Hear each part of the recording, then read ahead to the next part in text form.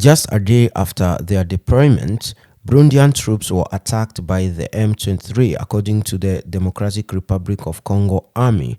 And according to the army spokesman, he said that he condemns the new violation of the ceasefire by the M23, which launched an attack on Monday, that is yesterday, targeting Burundian troops.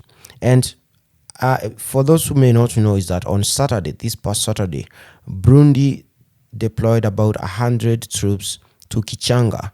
And Kichanga is that region where M23 are active. They captured that town of Kichanga. And a lot of fighters within the ranks of the M23 claim to come from Masisi. And Kichanga is a town in the Masisi territory.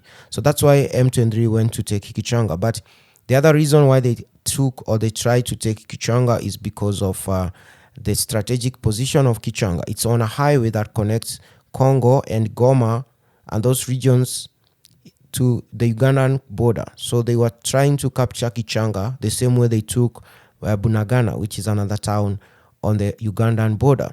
And now this Burundian contingent, 100 troops, arrives in Congo and are deployed in Kichanga, which is an active conflict zone. It's an active war zone at the moment.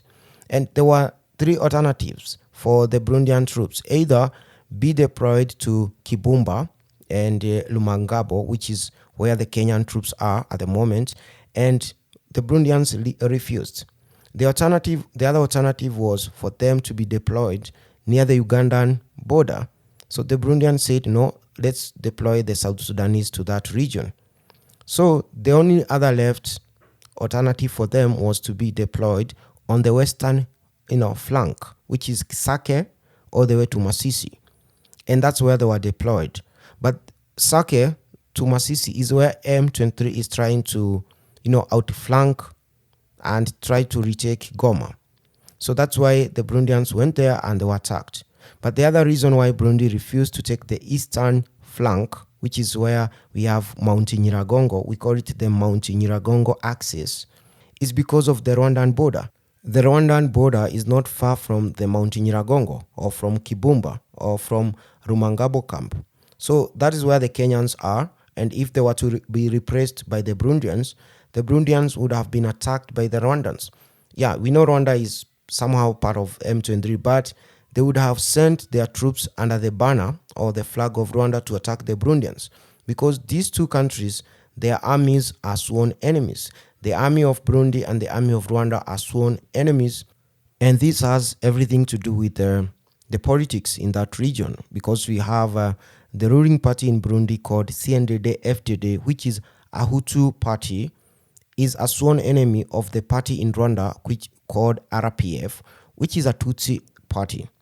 So that's why the Burundians would not have wanted to be deployed too close to the Rwandan border for fear of being attacked.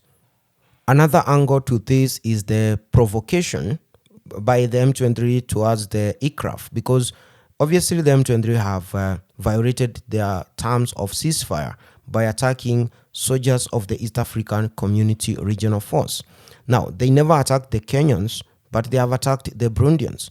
And that is what the Congolese army and the Congolese government have always wanted. They have always wanted ICRAF soldiers to be active, to shoot and fight M23.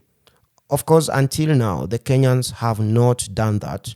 But you see, this is an opportunity. It presents an opportunity for the ICRAF, especially the Burundians, to now respond. And respond they will, because what happened yesterday is that the Burundian army or the Burundian soldiers, part of the East African Community Regional Force, came under heavy fire. They came under heavy mortar shell that were being fired by the M23.